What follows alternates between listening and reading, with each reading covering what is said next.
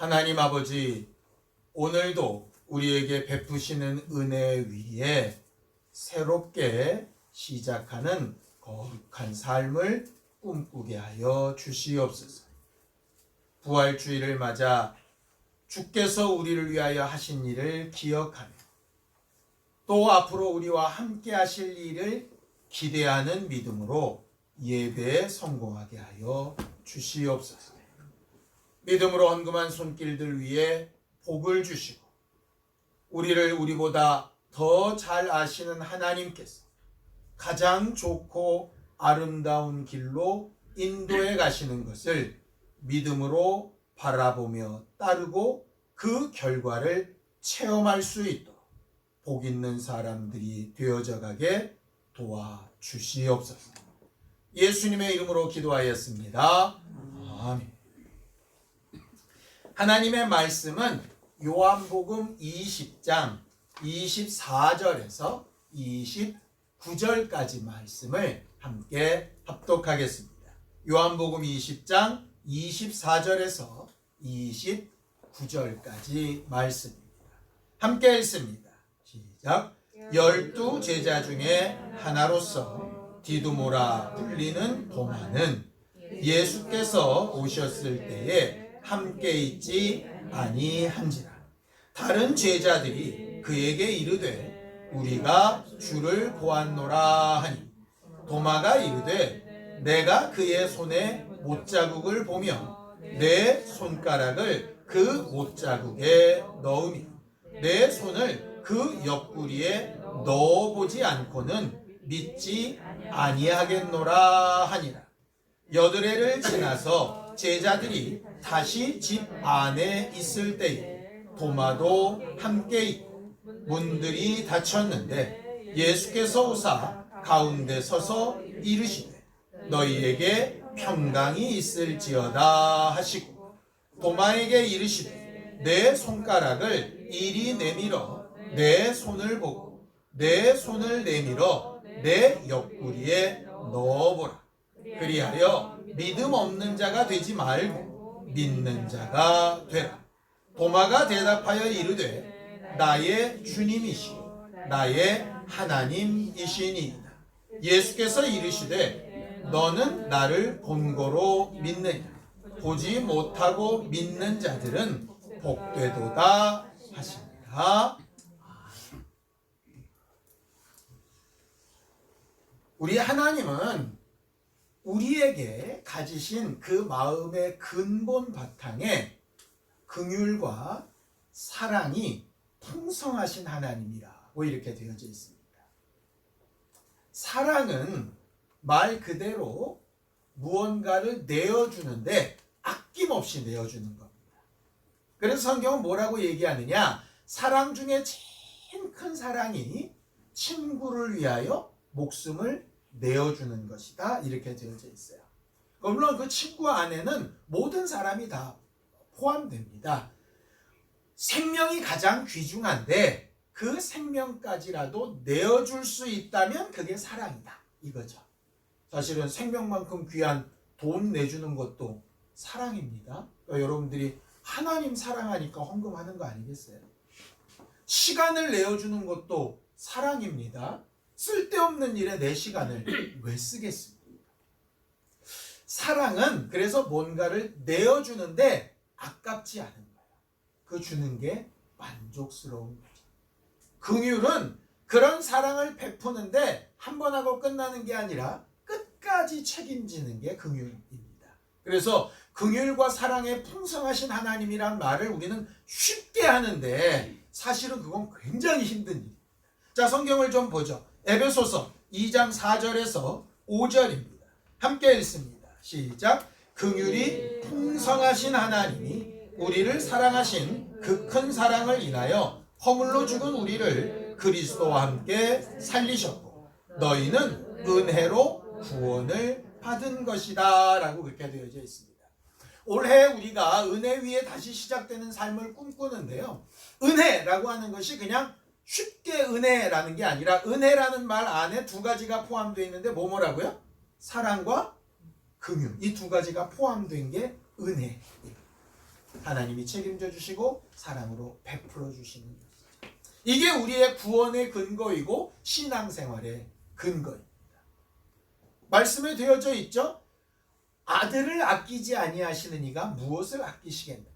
그러니까 하나님께서는 우리를 사랑하셔서 독생자인 예수까지 주실 만큼 내어주기를 기뻐하시니 우리가 바라고 원하는 것에 어찌 아끼시겠는가. 아들을 내어주시기까지 우리에게 책임지시겠다고 하셨는데 어떻게 우리를 그냥 내버려 두시고 버리시겠는가. 이게 하나님의 기본적인 성품입니다. 이제 이러면 우리 안에 이제 의문이 딱 드는 게 있습니다.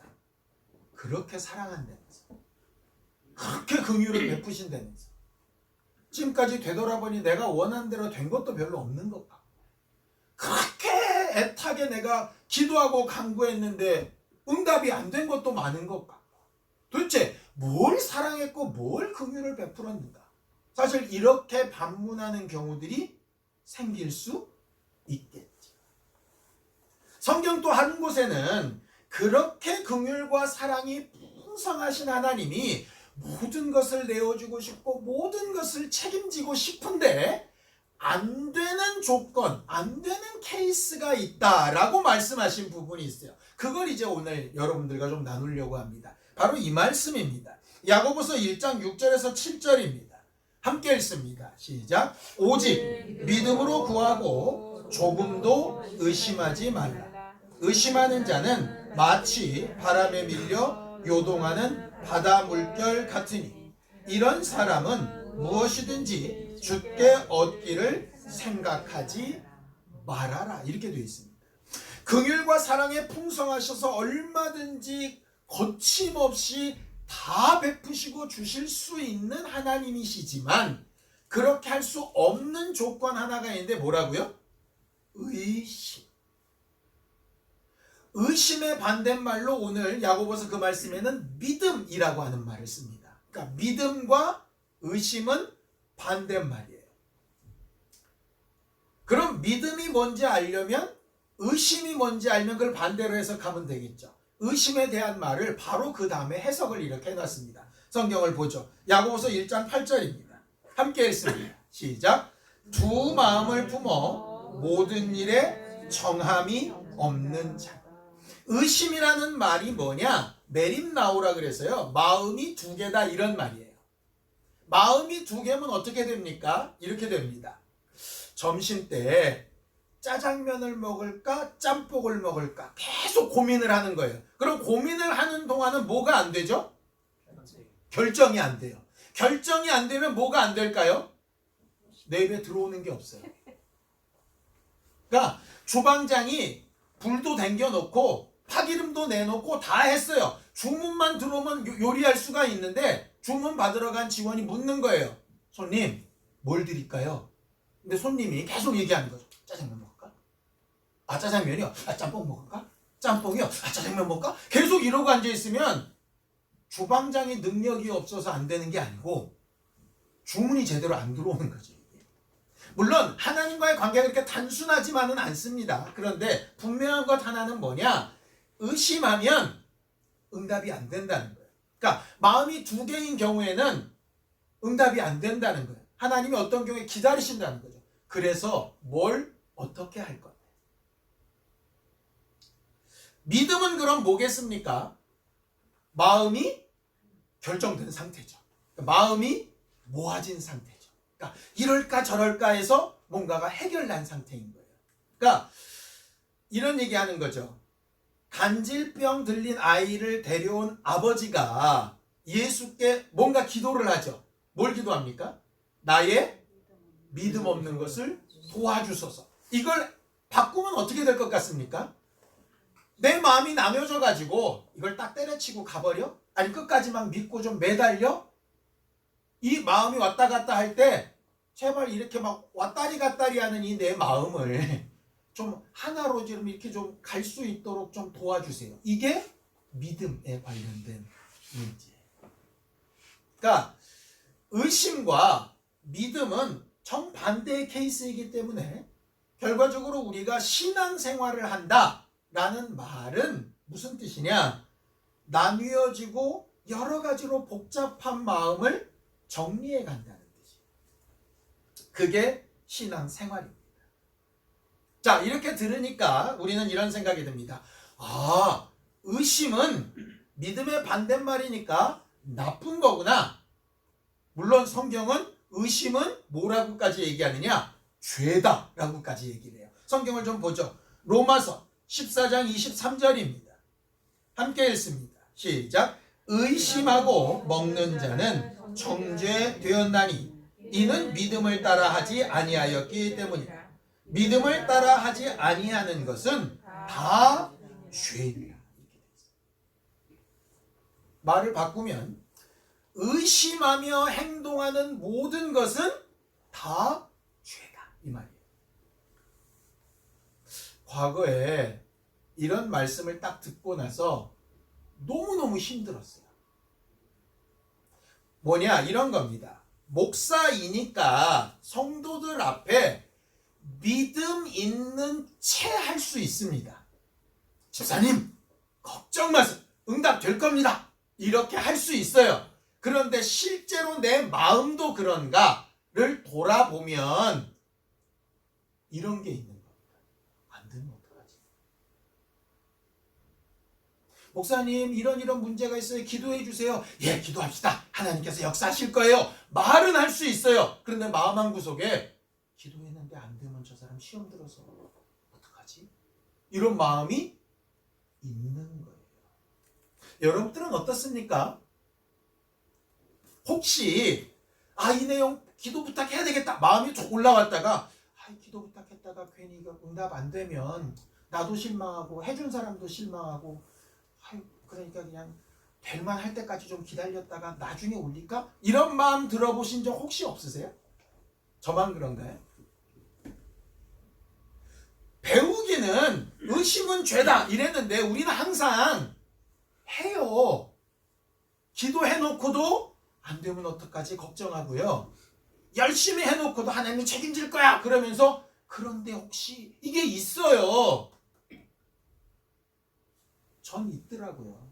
여러분들은 표정 보니까 아닌 것 같은데 저는 있어요. 그래서 항상 어떤 생각이 드냐 하면 알지 못하는 정죄감이 들더라고. 제가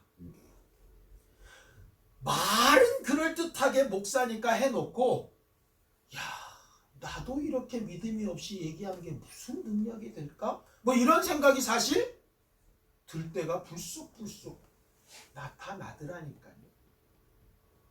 근데 여러분들은 믿음이 좋아서 그런 일이 없는데 주변에 알고 지내는 목사님들한테 이런 얘기를 정말 할 만한 사람이 그리 많지 않지만 그래도 정말 믿을 만한 사람한테 얘기를 해보면 이런 반응이 나오더라고요. 나도 그래요. 그러니까 머리로는 말씀으로는 설교로는 본인이 전하고 가르치면서 이래야 된다는 것은 분명히 맞는 것 같은데 그리고 그런 경험들이 분명히 있기 때문에 그런 부분에 일종 자신감도 있기는 한데 반대로 아니면 어떡하지? 라는 마음도 동시에 존재한다는 거예요. 그래서 성경을 다시 보기 시작한 거죠. 내가 문제냐? 아니면 우리가 원래 그런 존재냐? 근데 성경을 보니까 원래 그런 존재들이라. 보세요. 믿음의 조상이라고 하는 아브라함을 봅시다. 아브라함의 믿음의 최고봉이 뭡니까? 독생자인 이삭을 하나님 앞에 바치는 거예요. 근데 아브라함이 하나님의 음성을 듣자마자 하나님의 약속을 받자마자 아멘! 이러고 했을까요? 아니요. 그가 아들을 그렇게 내어놓기까지 기간이 25년 걸렸고요. 25년도 더 걸렸죠. 25년 만에 낳고 그 다음에 실제로 그 아이가 자라났으니까 한 3, 40년 걸렸어요. 그러면 아이를 낳기까지 25년 동안은 실수가 없었냐? 맨날 실수였어요. 맨날 실수. 가지 말라면 가고 가라 그러면 안 가고 속이지 말라 그러면 속이고 이렇게 하라 그러면 저렇게 하고 그러다 맨날 깨지고 자빠지고 무너지고 그런데 또 돌아와서 회개하고 계속 그랬다니까. 왜 그랬을까요? 야곱은 안 그랬나요? 여정 가운데 하나님이 함께 하셔서 그렇게 약속하셨는데 우리가 본 것처럼 야뽕강에서 가네 못 가네 별짓 다 하고 나서 결국은 믿음의 사람이 되죠. 다윗도 마찬가지입니다. 예수의 제자들도 마찬가지고요. 성경이 말하는 믿음의 사람이라고 하는 사람들 중에 하나님을 만나는 순간부터 의심 0%, 무조건 아멘 이렇게 나온 사람 한 명도 없습니다. 왜 그러느냐?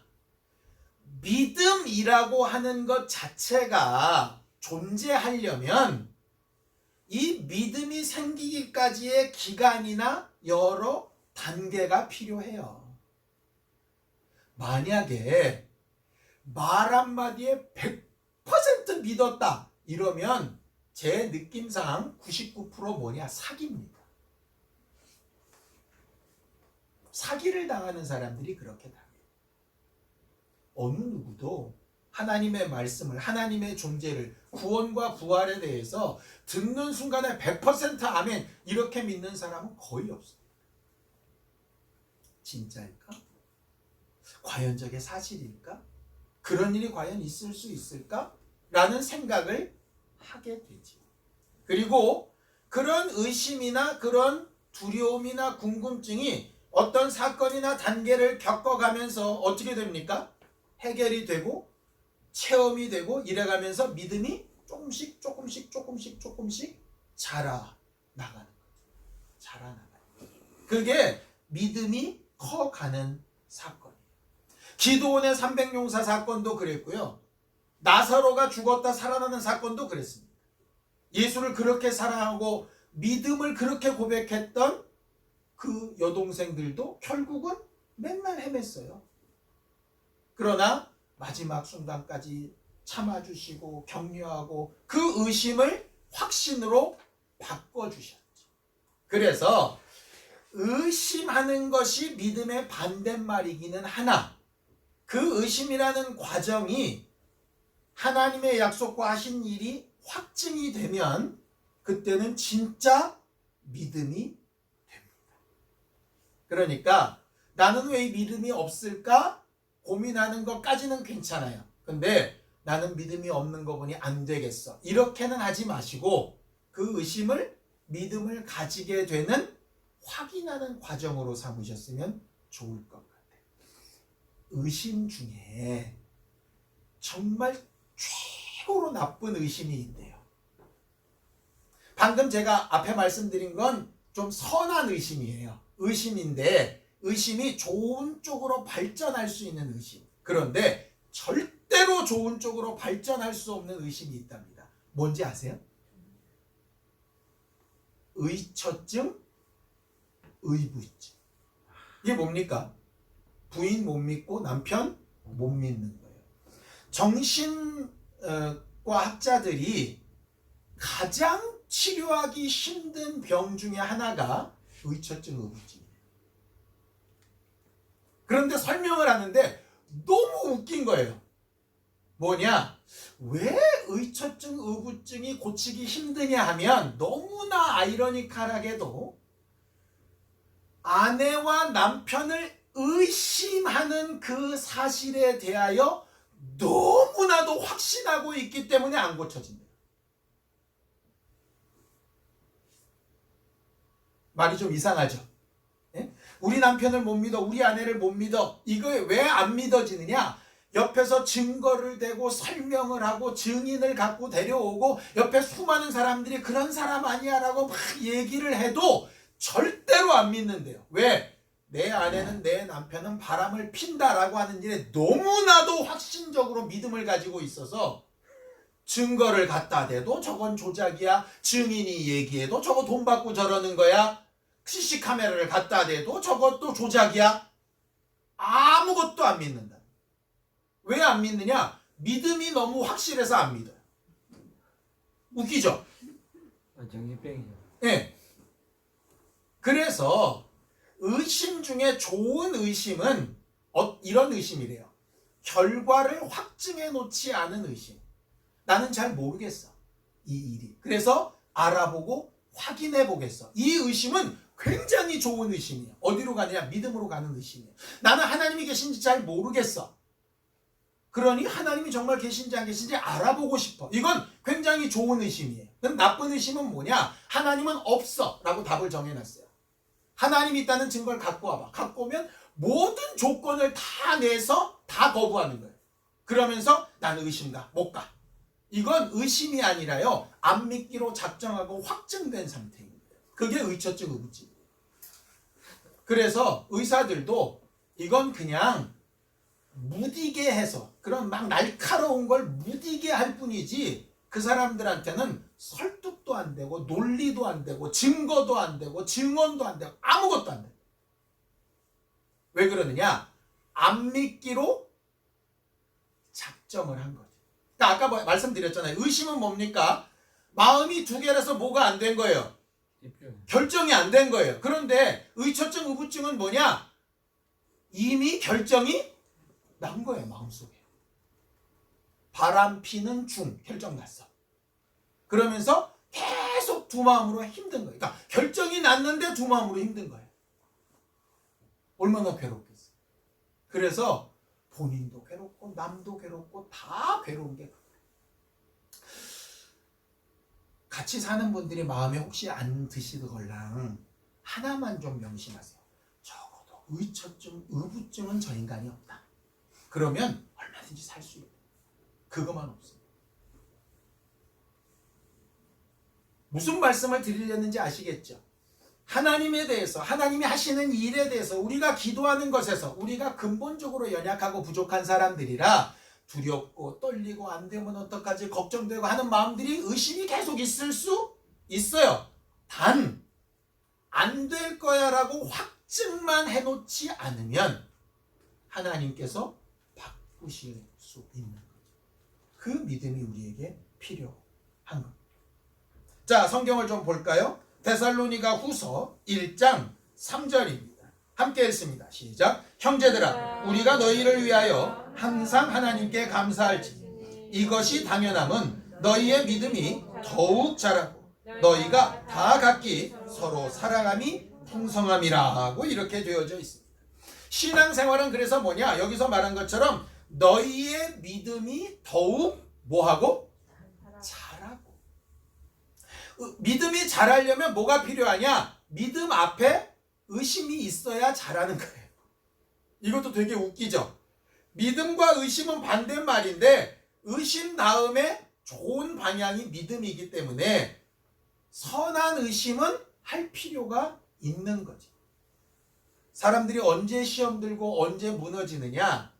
아무런 의심 없이 믿었다가 그 믿음이 깨지는 순간에 기초가 다 상실돼요. 쉽게 얘기할까요? 하나님이 계시고 그 하나님에 대해 전하는 목사가 있습니다. 여러분들이 목사가 전하는 말이나 그 내용이 정말 하나님이 하려고 하셨던 게 맞나? 라는 생각을 가지고 목사가 정말 제대로 잘 가르치고 있나? 라는 생각을 가지고 말씀을 보고 확인해보고 비교도 해보고 여러분들이 확증도 해보다 보면 그렇게 생긴 믿음은 나중에 혹시 목사가 이상한 사고를 쳐도 저건 목사가 잘못 가르치고 목사 인간이 잘못된 거지 본래 하나님이 말씀하시려고 했던 건 그게 아니야 라고 하는 기초가 있는다 이 말이에요. 그런데 그 확인이 없이 무조건 믿다 보면 목사가 잘못됐으니 누구도 잘못된 거냐? 그 목사가 전한 하나님도 잘못된 거예요. 그러면 목사는 목사가 잘못한 벌을 분명히 받을 겁니다. 그렇죠? 근데 여러분들은 어떤 부분에 책임이 있느냐? 그걸 정당하게 의심하고 마음에 고민해보고 확인해보고 확증해보지 않은 책임이 누구한테 남나? 여러분들한테 남아요. 그래서 성경에 이런 말씀이 있죠. 너희는 배우고 확신한 일에 거하라는 거예요. 그냥 그 중간 확신이 괜히 들어간 게 아니에요. 배우고 아멘만 하라 아니에요. 한국교회가 그렇게 왔기 때문에 늘상 문제가 됐던 거예요. 배우고 확신한 일.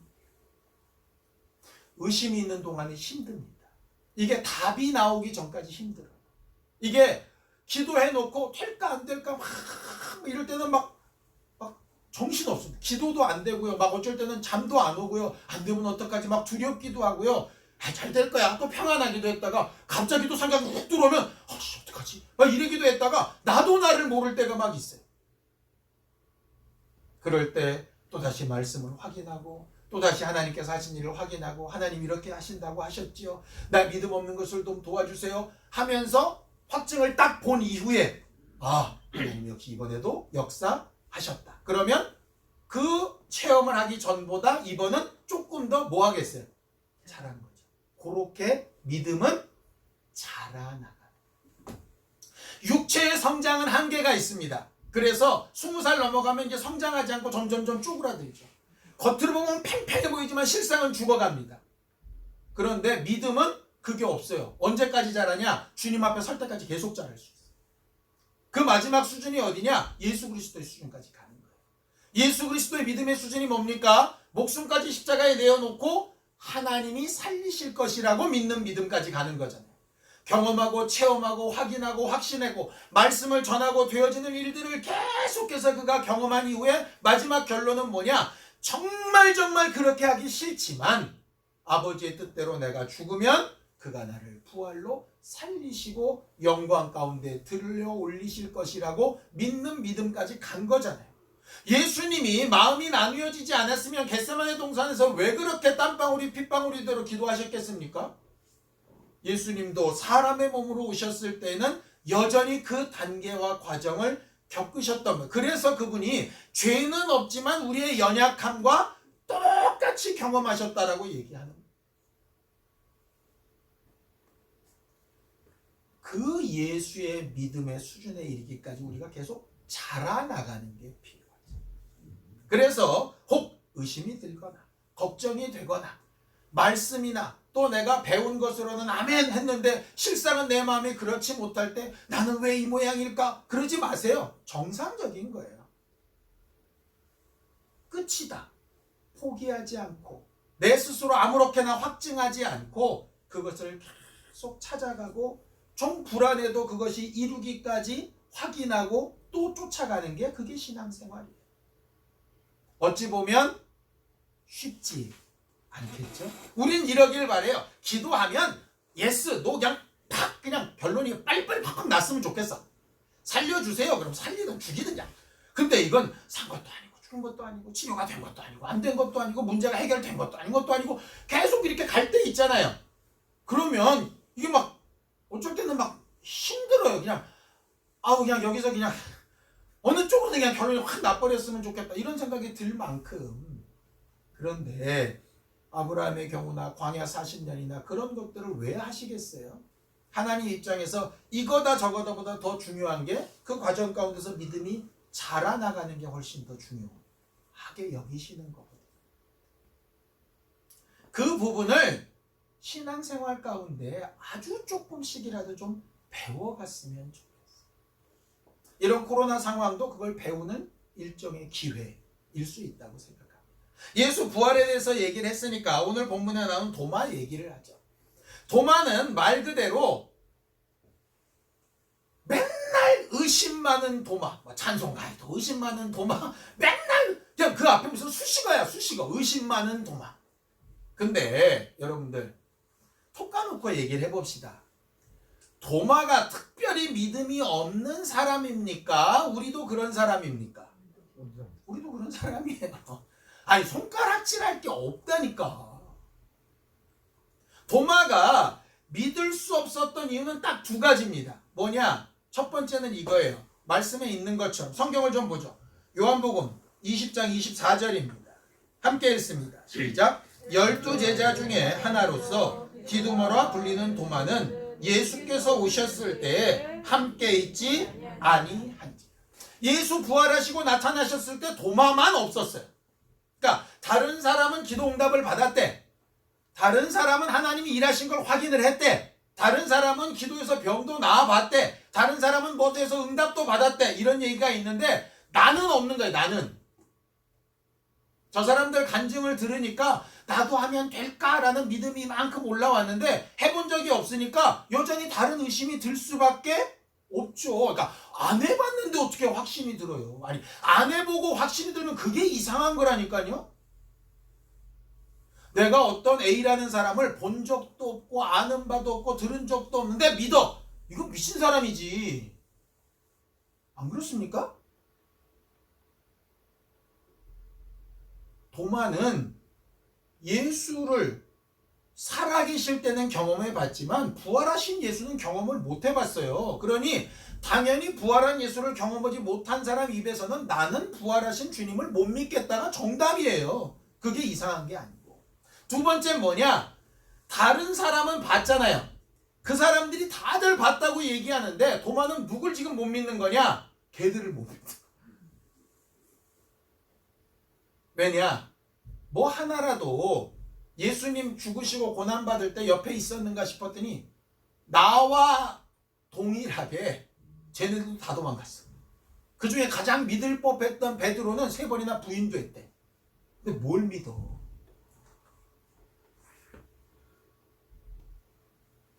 그 사람들을 못 믿는 거지.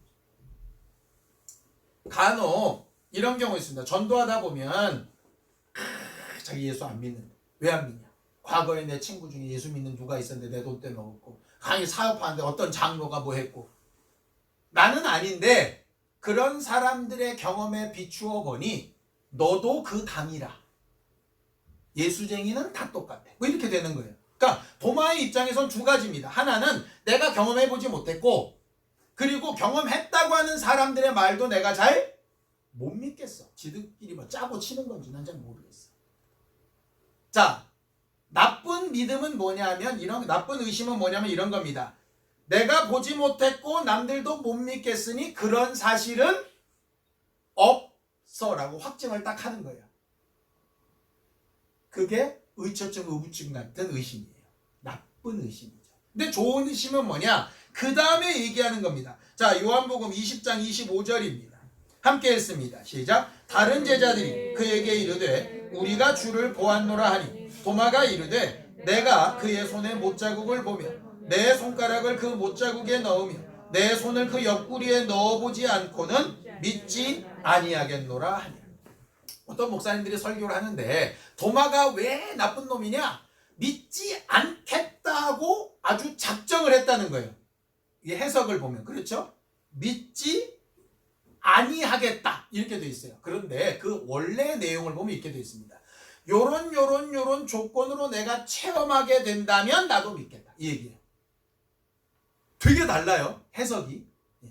나는 안 믿을 거야가 아니라 이런 조건이 되면 믿겠다인 거예요.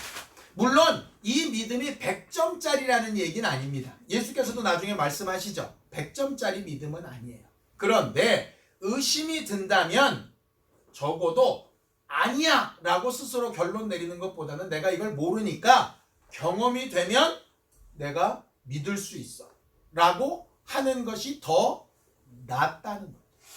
반대의 경우도 있습니다. 구약에 보면 아하스라는 왕이 있는데요. 아하스라는 왕이 되게 믿음 있는 채 하는 왕이었어요.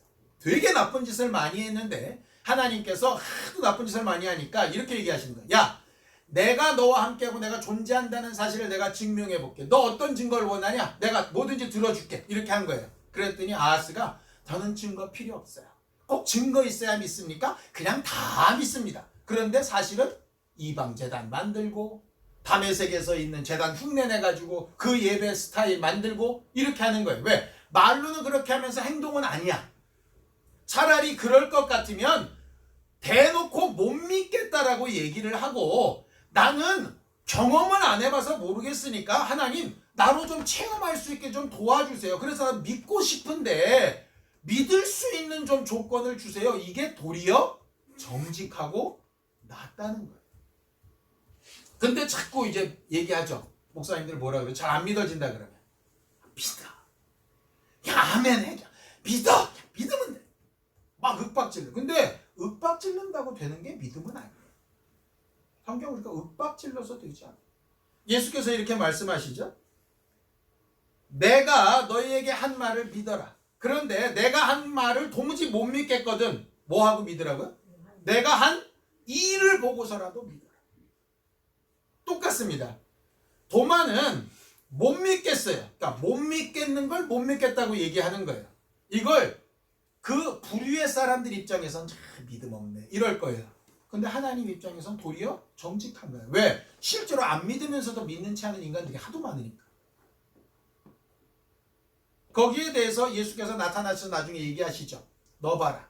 여러분들 질문 하나 드리죠. 도마가 정말 예수님 그 옆구리나 못자국에 손가락 넣어보고 손 넣어봤을까요? 뭐 누군 얘기합니다. 뭐 인도인가 인도네시아 가면 뭐 도마의 손가락이 뭐 이렇게 있다고 예수님 손가락 뭐 거기다 상처에 넣어봤던 손가락이라고 그래서 그걸 만지면 병 낫는다고 뭐 이랬다는데 성경을 자세히 보면요 도마는 손가락을 넣지 않았다가 정답인 것 같습니다. 성경을 좀 보죠. 자 요한복음 20장 29절입니다. 함께 읽습니다. 시작. 예수께서 이르시되 너는 나를 본고로 믿느냐 보지 못하고 믿는 자들은 복되도다 하십니다. 거기에 너는 손가락 넣어봐서 믿냐 이렇게 안 하셨어요.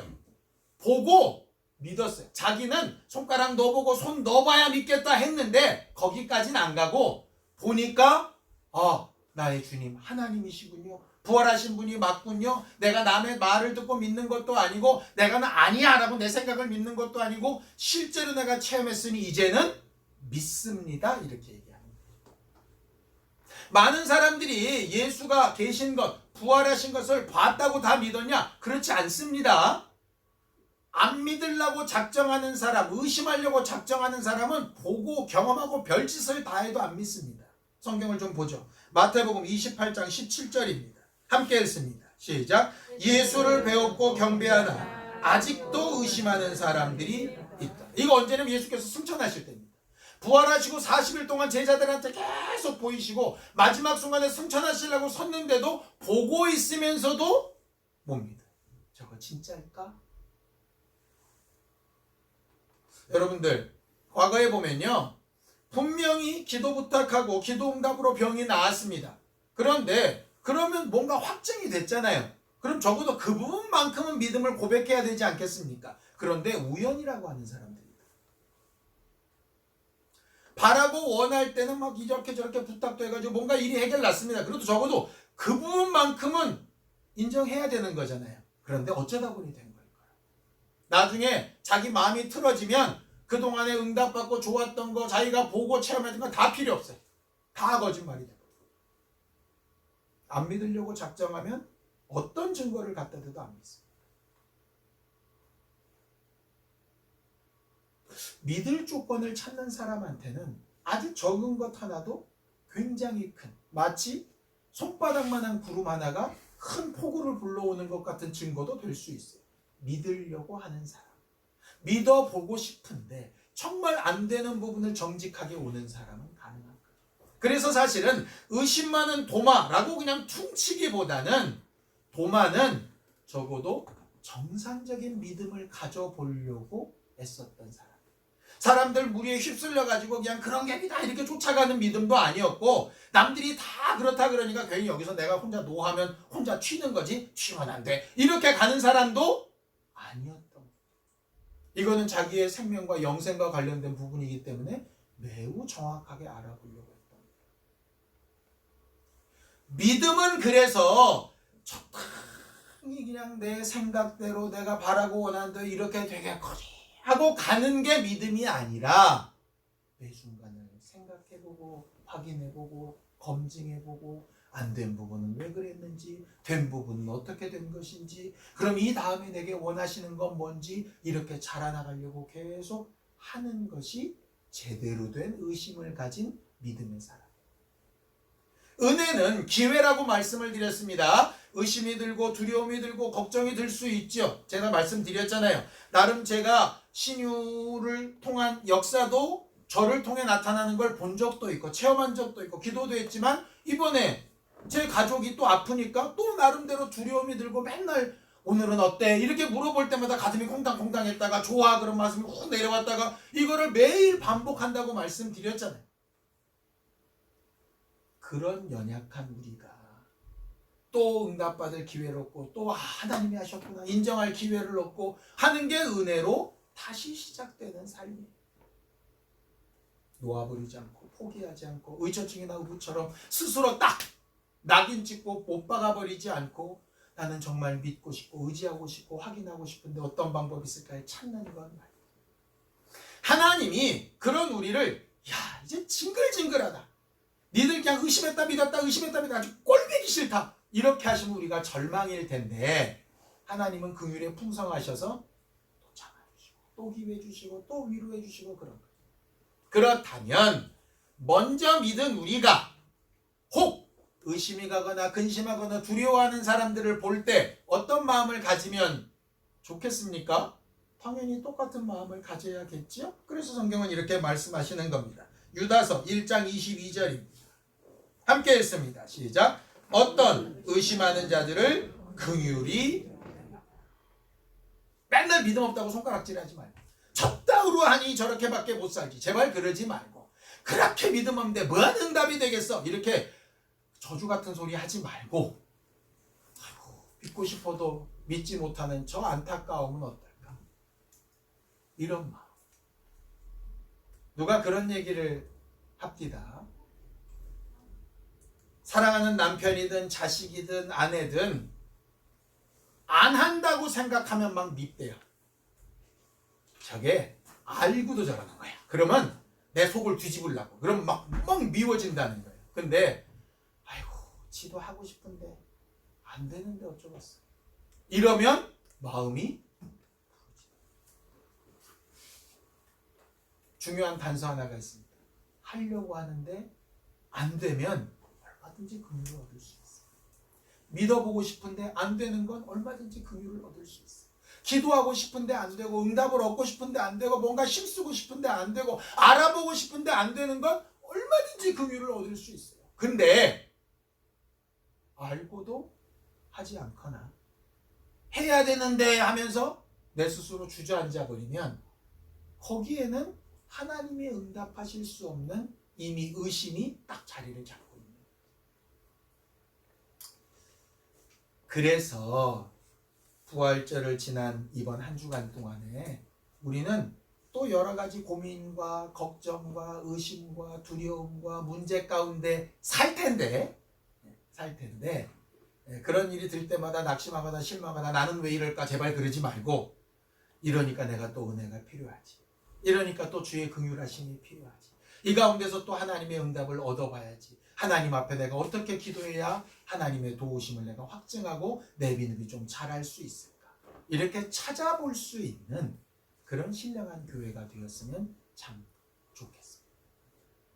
부활을 믿는 믿음이라는 게 어느 한순간 번개마듯이 번쩍 나오는 것이 아니기 때문에 확증을 따라서 하나님이 이렇게 일하시는구나 라고 자연스럽게 고백될 수 있는 우리의 삶, 우리 자녀들과 자손들의 삶이 되기를 예수님의 이름으로 축원합니다.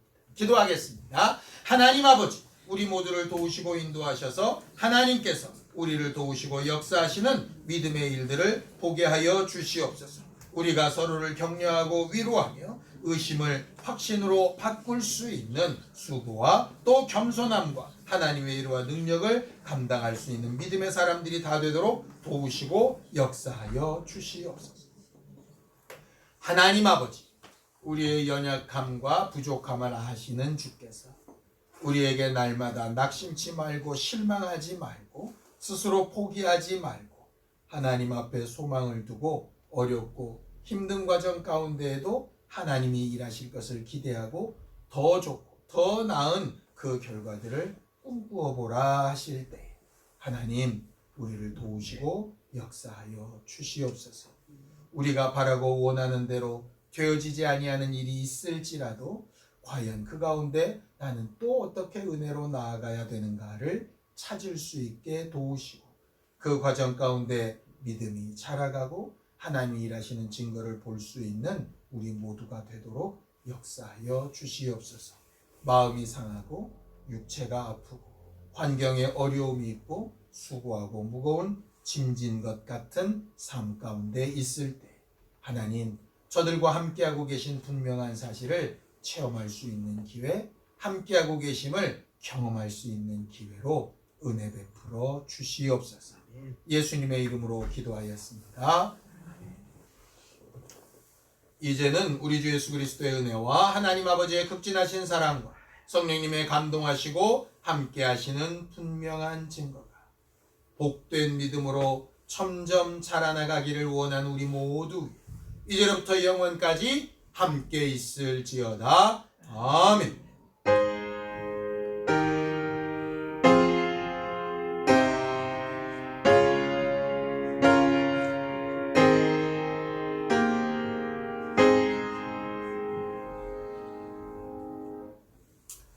이번 한 주간도 복된 믿음으로 한 걸음 더 자라가는 우리 모두가 되기를 바랍니다. 수고하셨습니다. 감사합니다.